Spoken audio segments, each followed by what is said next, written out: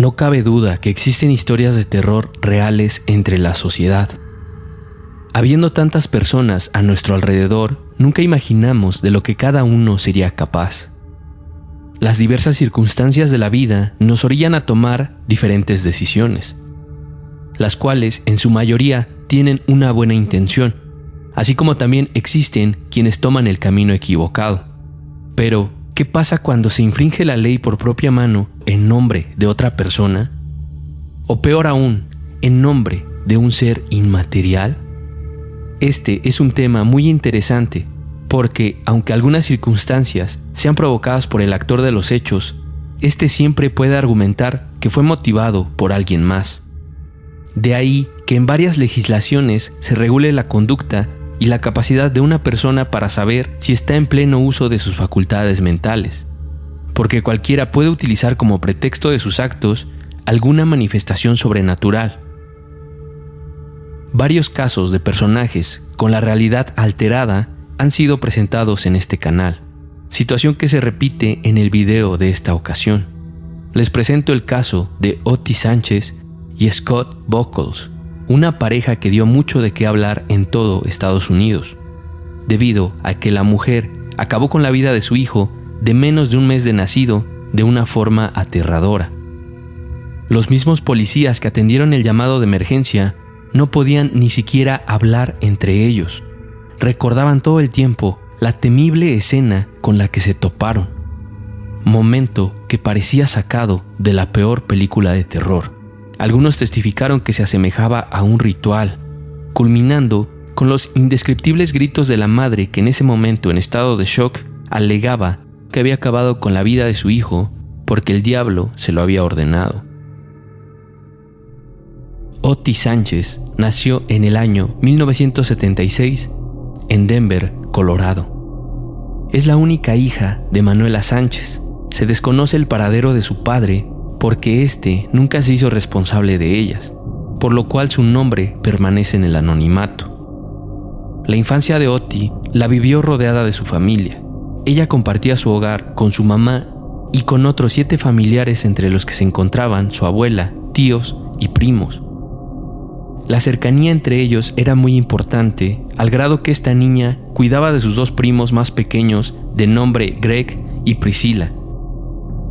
Con el paso del tiempo, el lazo familiar entre estos 3 jóvenes fue fortaleciéndose, al grado de llamarse hermanos entre sí. Sin embargo, a la temprana edad de 5 años, Otis comenzó a experimentar lo que parecía ser solo un juego. Ella escuchaba voces en su mente que le aconsejaban lo que era bueno, como si se tratara de amigas imaginarias que le decían el camino correcto que debía tomar ante cualquier situación cotidiana. La joven no dudó en contárselo a su mamá porque lo consideraba una simple experiencia.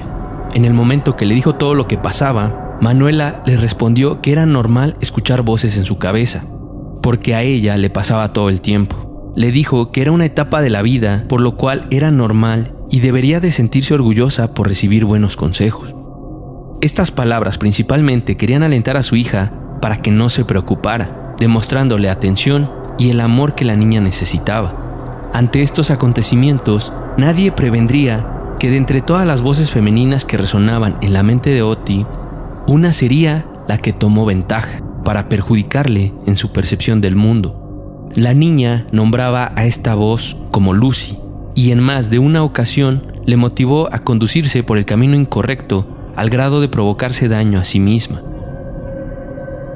Su extensa y unida familia experimentó altibajos económicos, por lo cual tuvieron que mudarse de casa en más de una ocasión porque no podían pagar la renta.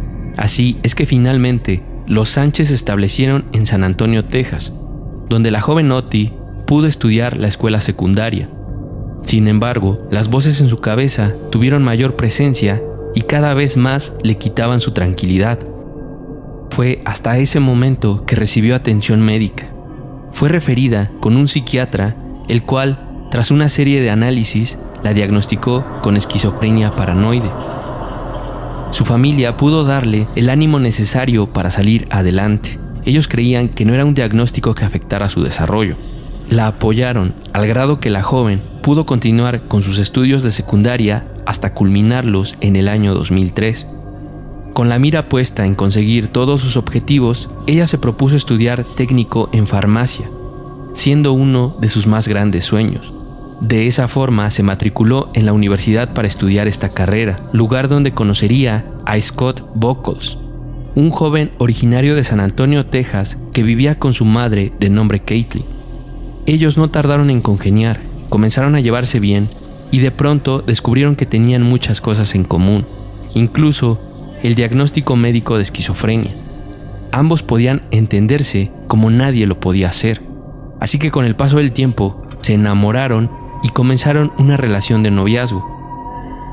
De acuerdo a Scott, su novia lo había enamorado por su forma tierna de resolver los conflictos y el gran amor que tenía para dar y recibir. A pesar de ello, los repentinos altibajos emocionales les provocaron constantes problemas. Terminaron su relación y se reconciliaron en más de una ocasión. La adversidad provocó que Oti buscara una alternativa para olvidar sus conflictos. De esta forma, en el año 2006, cuando aún estudiaba en la universidad, comenzó a consumir sustancias psicotrópicas, que en su caso particular aumentó las alucinaciones y potenció la frecuencia con que las voces en su cabeza le hablaban. En lugar de buscar ayuda, tomó decisiones apresuradas. Una de ellas fue buscar empleo para conseguir más sustancias y al mismo tiempo para ayudar con los gastos del hogar. Rápidamente consiguió trabajo en un restaurante, pero su falsa percepción de la realidad la hizo cometer varios errores que la llevaron al despido. Su inestabilidad ya no solo era emocional, sino ahora también era laboral.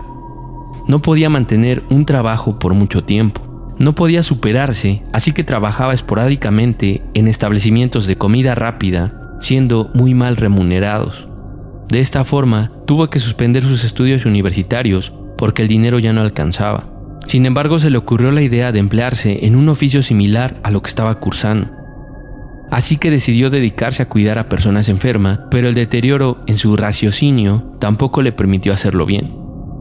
Las oportunidades se acababan, por lo que optó emprender un viaje a Austin, Texas, para someterse a un tratamiento de acupuntura que le había recomendado una amiga suya y con quien viajó hasta ese lugar. Llegando a la capital de Texas, se encontraron con otra amiga para que las tres se condujeran juntas hasta el consultorio. Mientras las mujeres se hallaban en la sala de espera, Oti comenzó a caminar y les dijo que saldría a la calle para tomar un poco de aire. Ella comenzó a dar varios pasos en círculos, después caminó y caminó hasta que sus amigas se dieron cuenta que ya no estaba. La buscaron por toda la manzana, pero al parecer nadie la había visto pasar. Se comunicaron con su familia para informarles de la desaparición. Después pidieron apoyo de la policía, los cuales, 7 horas más tarde de búsqueda, la encontraron dentro de una farmacia. Las personas a su alrededor se sorprendían por la mirada ausente y su desvariada apariencia. Oti argumentaba en ese momento que había entrado para comprar un viaje a China. La mujer se encontraba en estado de shock, por lo que fue llevada al Hospital Estatal de Austin. Los doctores le comunicaron a la familia que su situación era muy grave, así que la internaron por 16 días para tenerla en observación. Cuando por fin le dieron el alta médica, tuvieron que referirla al Centro de Servicios de Atención Médica de San Antonio para que pudiera recibir un tratamiento, debido a que de otra forma ella podía cometer hechos aún peores que los de aquella crisis. A partir del año 2008 comenzó a acudir a este lugar, donde la ayuda médica le favoreció al grado de controlar las alucinaciones. Scott Buckles entendió la situación que estaba pasando Oti, así que fue más cercano a ella y ambos decidieron apoyarse mutuamente, olvidar todos los errores cometidos en su relación para seguir adelante comprometiéndose a ser mejores. Desafortunadamente, al poco tiempo de su mejoría, le fue informado a Oti que no podía continuar con su tratamiento médico debido a que el hospital no contaba con los subsidios suficientes. Le dieron la opción de pagar por los servicios o hacer una solicitud gubernamental para a futuro ser seleccionada y seguir gozando de este beneficio. A pesar de haber alternativas, la noticia desanimó a la mujer al nivel de empeorar aún más su condición. Los delirios eran mayores, así que se rindió a medio tratamiento. Aunado a esto, recibió la noticia de que estaba embarazada. La pareja lo quiso tomar de la mejor manera, creyendo que esto sería una luz de esperanza. Scott llevó a Ottie con un ginecólogo, quien le recetó antipsicóticos para que su periodo de gestación fuera lo más normal posible. Sin embargo, estos medicamentos le provocaban mucho sueño, así que Sánchez dejó de tomarlos sin importarle las consecuencias. Los novios decidieron vivir juntos en la casa de Scott junto a Caitlin, su madre. A finales del mes de junio de 2009, nació el primogénito de Ottie y su pareja, a quien decidieron llamar Scott Wesley Buckles Sánchez. El niño gozaba de una excelente salud y unos enormes ojos oscuros. Ottie creyó que su estilo de vida sería diferente, por ello suspendió su medicación cuando su hijo apenas tenía una semana de nacido. En su siguiente consulta médica, el ginecólogo le recomendó otras pastillas que le ayudarían con sus síntomas de esquizofrenia, pero de igual forma decidió no tomarla.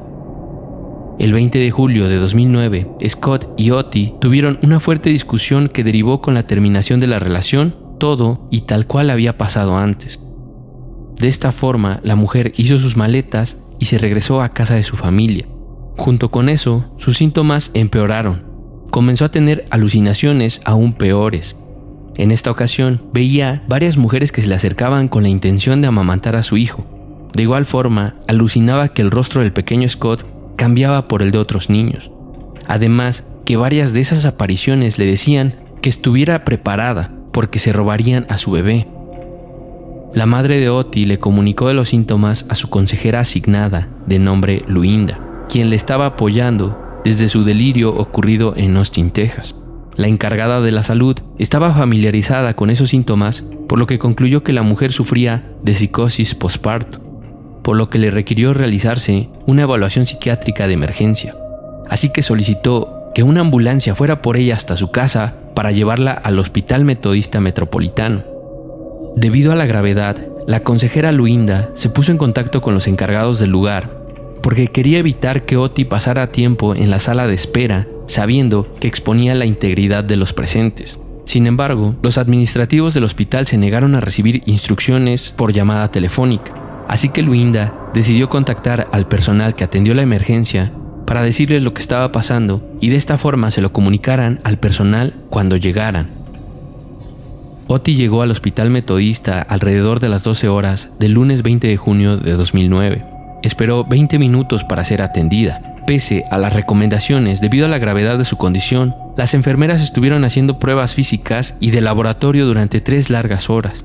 Los análisis determinaron que todo estaba en orden, así que alrededor de las 15 horas, su consejero médico certificado especificó las alucinaciones de Ottie, pero no tomó en cuenta la posible psicosis posparto que diagnosticó Luinda. De esta forma, la mujer fue dada de alta cerca de las 16 horas, no sin antes ser cuestionada sobre si era capaz de hacerse daño a sí misma o a su hijo, a lo cual ella evidentemente exclamaría que no. Además le dijeron que podía acudir a una unidad hospitalaria si presentaba los síntomas de nueva cuenta, pero no le dieron dirección, nombre ni número de teléfono del lugar. Aunado a esto, le dieron una pequeña hoja con indicaciones de lo que debía hacer en caso de tener nuevamente un cuadro psicótico.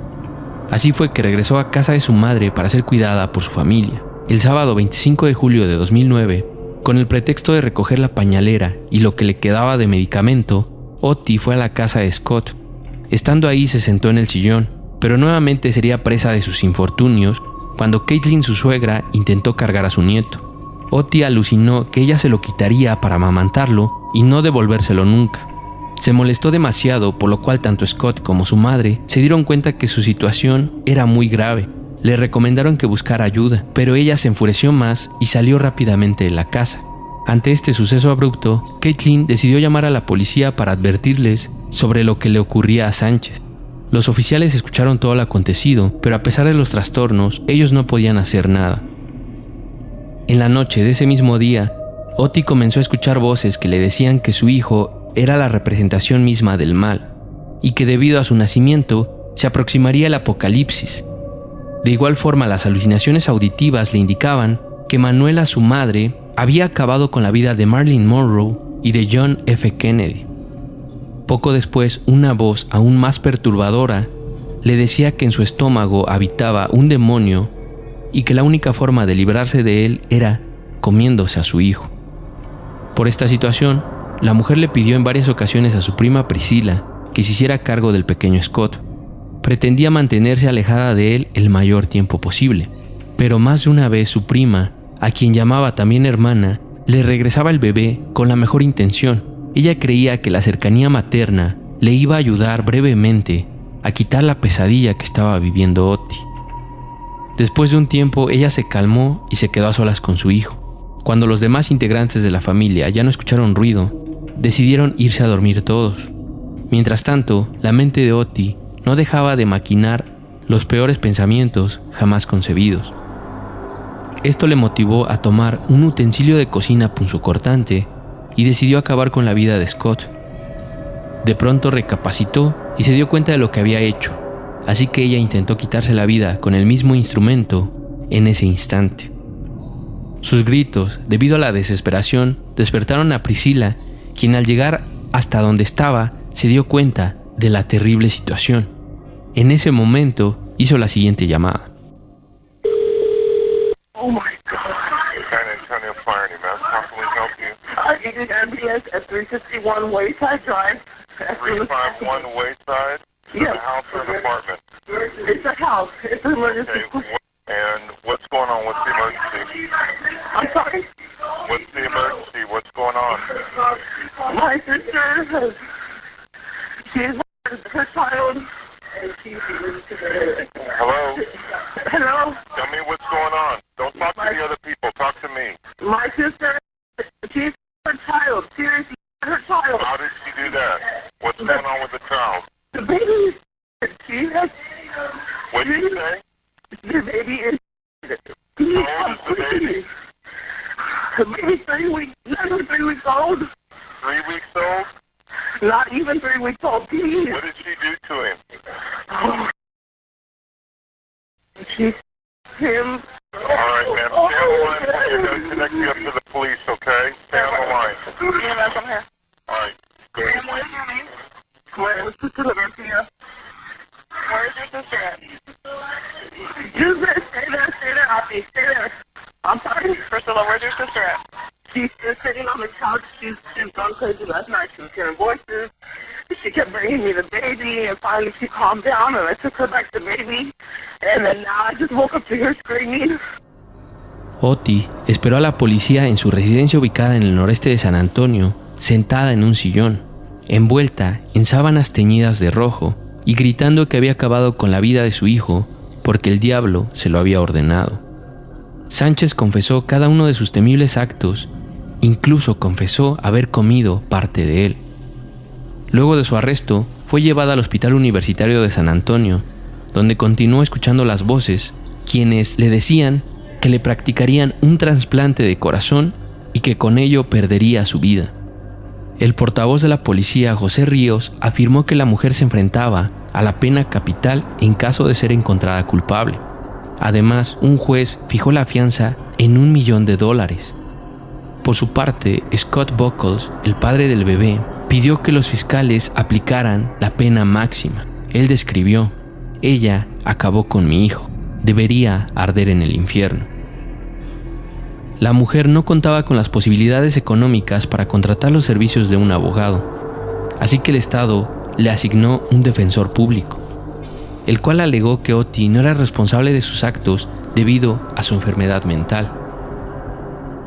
A inicios del año 2010, este consiguió que se revisara su competencia para ser juzgada. De esta forma, tras varias revisiones psiquiátricas y después de la valoración de 3 especialistas, concluyeron que la señora Sánchez tenía una enfermedad mental grave que le impidió estar consciente en el momento del presunto delito. Por lo tanto, el jueves 1 de julio de 2010, Ottie fue declarada inocente por demencia y se determinó que fuera enviada a la institución mental estatal en Vernon, Texas, donde el tribunal evaluará anualmente su capacidad mental. Asimismo, su abogado defensor indicó que era improbable una futura reinserción a la sociedad. Así es como concluye uno de los casos más alarmantes en la historia del estado tejano. Si estos hechos hubieran ocurrido en alguna otra parte, lo más seguro es que lo hubieran encontrado culpable por haber dejado de tomar su prescripción médica. ¿Qué piensas de este caso? Sabes que tu opinión es muy importante. Esto es Ansiosos Investigaciones. ¿Ansioso por ver un nuevo video?